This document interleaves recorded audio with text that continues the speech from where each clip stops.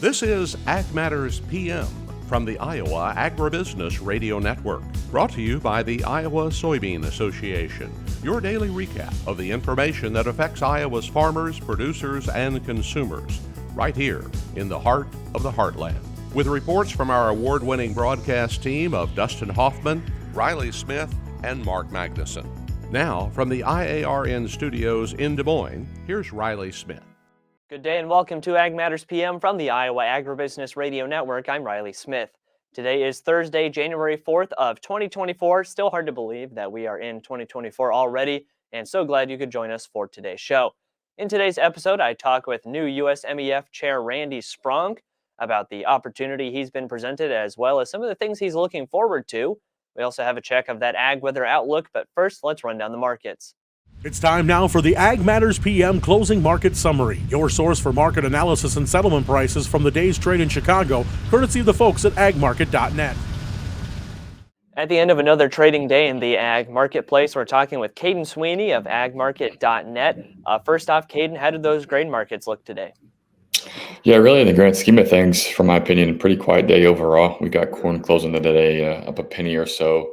Beans continuing their lower market from Tuesday. They're down another 10 today. So, and wheat's actually up, 12 cents or so. So, really, overall, the week as a whole, I'm a little bit surprised that there's not more volatility, especially as quiet as, the last couple of weeks have been with the holidays and whatnot. Usually, getting into the new year, everybody comes out storming. But with the exception of Tuesday, it's really been a fairly quiet week so far.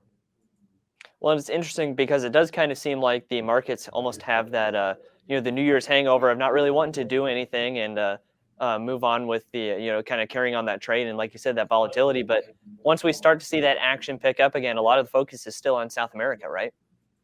Yeah, South America, huge focus, absolutely. They continue to get rains that they much needed. We had Eric Snodgrass on our webinar early in the week. Their only concern now that we're starting to look at is, are they going to get too much rain? Certainly a question that'll hang over the market over the next month or so. You also have domestically next Friday's WASI report, one of the bigger ones of the year, because not only is it a WASI and you get a good look at yield, the USDA will finally do a good yield number there, but you also get a look at quarterly grain stocks from the end of last year. So that's always a huge report, probably one of the three biggest of the year. And we'll see quite a bit of positioning, from the marketplace going into that as well, into this week and into next week. Now, with that WASDE report, a big thing we were talking about with the December WASDE is that they kind of made some surprising, almost early cuts to production there. Nothing huge, but some cuts which were not necessarily expected at that time of year. Now, does that mean we could see less cuts from this January report, or, is it kind of, maybe perhaps going to be one of those more typical reports again? Well, you're right. That December report caught me off guard, especially just because so often it's just a reprint in November.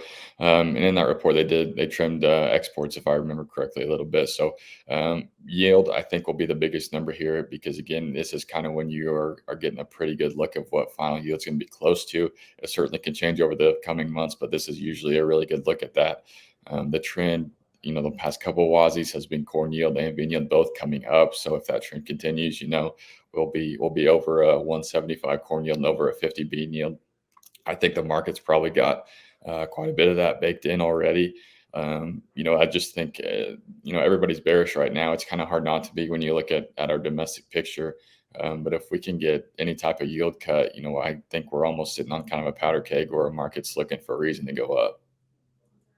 And then on the other side of the marketplace in the livestock complex, it's been a little bit of a different story there so far this year. What have we seen going on today? Yeah, especially on the cattle side, happy to see it. It looks like we've made a pretty good bottom there last month, and continuing to see support off of that. The cattle market today down a little bit, but nothing concerning at all. We're still over the 10-day and the 20-day moving averages, which, as I seem to talk about a lot, especially in the cattle and livestock as a whole markets, I think those averages matter a lot. And so the cattle market's both on top of those averages. Those will be support for now, have continued to be for the last couple of weeks. So I think cattle-wise, you could feel fairly secure that we've got a pretty good bottom in, and we'll look to continue to rebound off of that. And then specifically with the cattle markets, there's a lot of word going around right now that this won't necessarily be the best year for cattle, and that it might be one of those years where you have to weather the storm. So when we're looking at, from a marketing perspective, on on what to do with those cattle prices? Is it more of a wait and see kind of deal, or is this more of a take the profits as they come? Yeah, as a farmer and an ag marketer myself, my number one goal is always to first of all know your cost of production, know where you're breaking even at, and then market aggressively towards those to where you're making money. So I think a producer, in this case a cattle producer, has to be pretty aware of costs coming in and where he's at profitability wise. If he's profitable, obviously we want to do something to lock that profit in, just in case something would happen again to where we'll go back down and visit the lows. And if he's not profitable yet, we at least need to have some targets out there to where if we do get a pop in this market, we're getting orders filled and so forth. Also some things we can do option wise to kind of help massage that and improve overall sell price. But it's just so important, in my opinion, to know your costs and know your operation individually to know what you can do.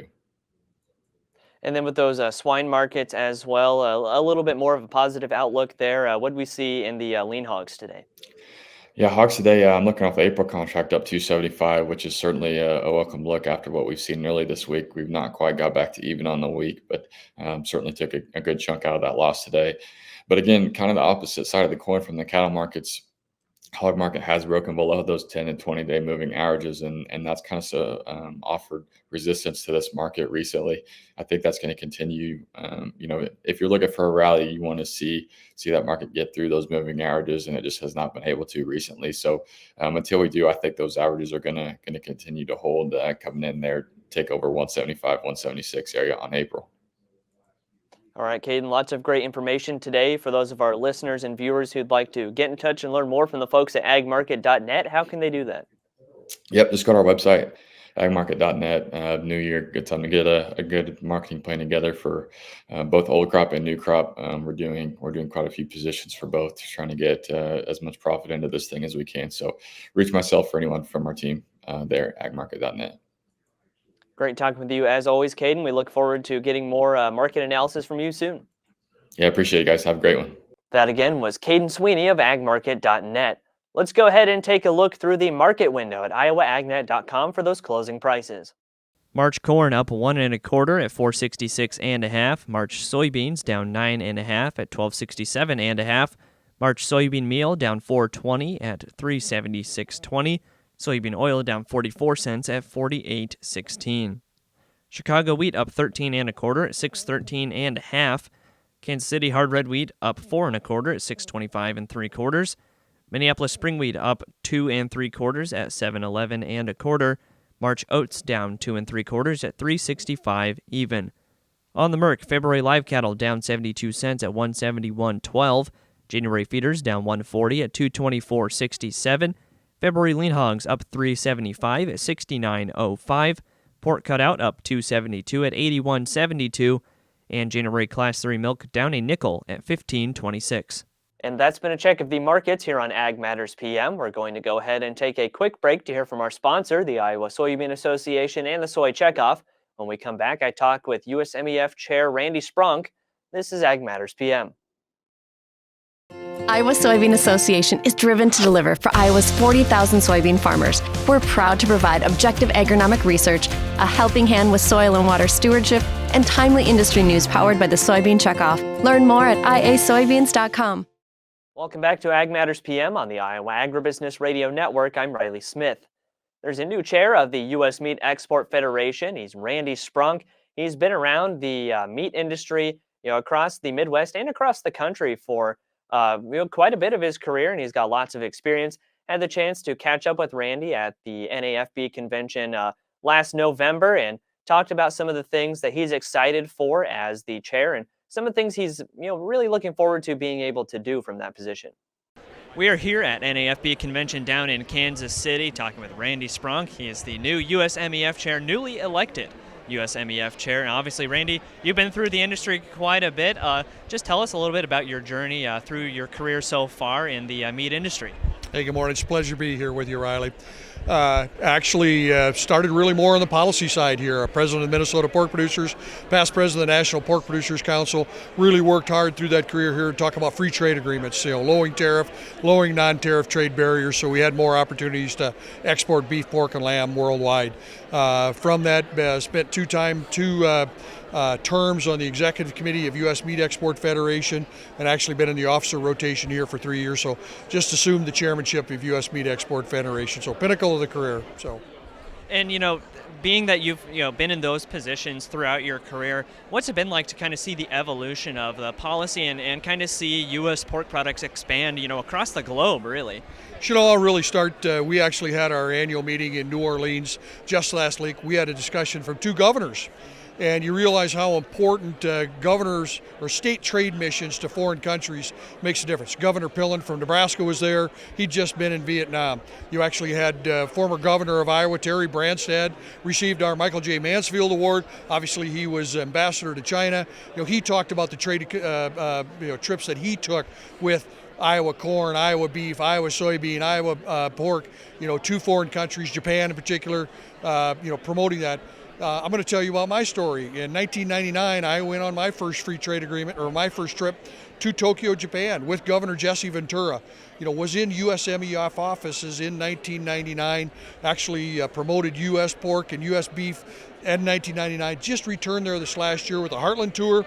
So 24 years later, to go back and actually, look at not only what's evolved in the U.S. industry, but also then how our foreign exports, where we're at and what's happened there.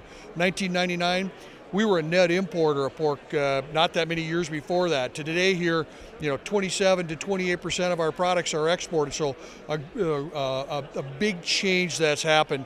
And so to go back, they're still a very valuable customer, but even their society's changed here. They're aging. They've had some economic headwinds here. They've had stagnation here. And so you really need to analyze and look. So, you realize that, hey, we need to diversify. We need to have more markets, and get the highest value for each one of these primals on the carcass, be it beef, pork, or lamb, in whatever country that is. And that's kind of one of the most interesting things that I think we've seen in recent years is that variety meat market, especially expand into other countries. Because here in the States, we're not really looking at beef tongue super often, liver, all those sorts of things, or even pork skin. But then you look at countries like Mexico, they use that skin for chicharrones. You look at Japan, beef tongue is a delicacy over there. So kind of recently, I would say it's probably an exciting time too to see those markets really take off and see the new opportunities presented there. And I think that's one of the things that every producer needs to realize. We're not exporting, entire beef carcass or all the awful ones. We're literally finding the highest value market for each and one. To your point, chicharrones or beef tongues. Culturally, we don't eat those here in the United States. And so if we can export those, that's going to come back and add value to that carcass, which is going to add value back to the farm. So then, thinking in your position of USMEF chair, what are some of the things you're looking forward to, just in the future of things that you guys will be able to kind of tackle, issues that you'll be able to address? I think it's one of the greatest things is we really haven't had a new free trade agreement here. That's part of National Pork Producers Council and the National Cattlemen's Beef Association, but we need our Congress and our current administration to, get some free trade agreements, to lower tariffs, lower non-tariff trade barriers. That's really what we need from an American agricultural standpoint. We are so competitive, we will move product if we lower trade barriers.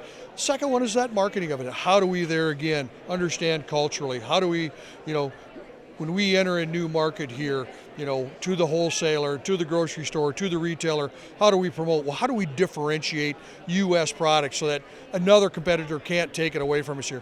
One of the key things that we understand is we've done our sustainability of pork production, realizing how important how our feed is produced is to us here, how that corn, which is our energy, and how that soybean, which is our protein, what are their tillage practices, what are their cover crops, what are their fertility.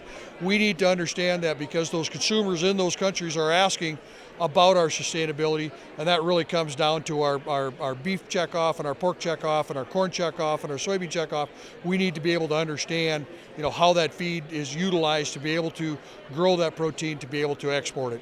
Right, it's all cyclical in the ag industry. The corn and soybean feeds into the livestock market as literally feed. The livestock market adds that extra demand to the corn and soybean markets. So really, when you're increasing that demand for the livestock as well, we got more production there. We got more demand for that corn and soybean as well. So it really just bolsters the whole ag marketplace. And that's really what USMEF is. You bring together all those 9 sectors: beef checkoff, corn checkoff, lamb checkoff, soybean checkoff, all that take that funding. We actually then combine that with USDA funding, MAP program, market access funding, FMD funding, foreign market development funding. We had ATP, now we're going to have RAP.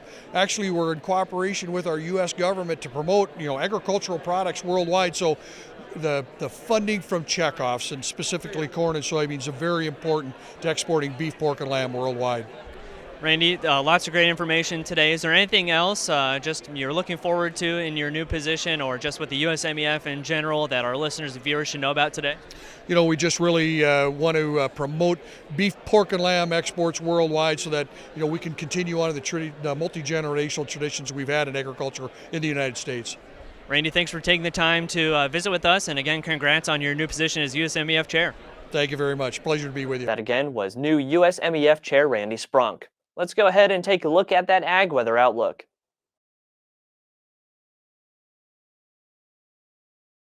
Well, the weather so far this year has been pretty typical for winter, if not maybe just a little bit warm.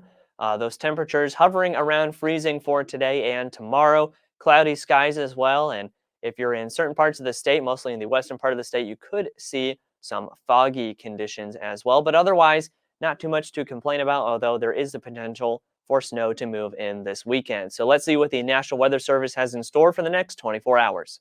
As you can see from the National Weather Service, today we have variably cloudy skies with those highs ranging from the low to mid 30s. Tonight, mostly cloudy skies once again, overnight lows ranging from the low to upper 20s. And tomorrow, there will be patchy fog in the west, and then mostly cloudy skies will continue throughout the day, those highs ranging from the middle to upper 30s. And taking a look at the affiliate weather map for tomorrow, Cherokee will see patchy fog and then cloudy skies and a high of 35. Shenandoah, mostly cloudy and 37. Des Moines, mostly cloudy and 38. Waterloo, mostly cloudy and 36. Albia, mostly cloudy and 37. And Clinton will see cloudy skies with a high of 35. For a more detailed forecast in your part of the state, make sure to check in with your local Iowa Agribusiness Radio Network affiliate. That's been a check of the Ag Weather Outlook, and that also brings us to the end of this episode of Ag Matters PM. You can find all of our content on our website at iowaagnet.com. You can also find our 5 daily ag news stories there, and feel free to follow us on social media as well, Facebook, X, LinkedIn, and TikTok. And you can find our video content as well as previous episodes of AMPM on our YouTube channel. So make sure you subscribe and hit the notification bell to see when those videos go live. Don't forget as well our free Twice Daily Market podcast on Apple, Amazon, Google, Spotify, and Podbean. From the Iowa Agribusiness Radio Network studios in Des Moines, I'm Riley Smith. On behalf of Mark Magnuson, Dustin Huffman, and Andy Peterson, we thank you for watching. This has been Ag Matters PM.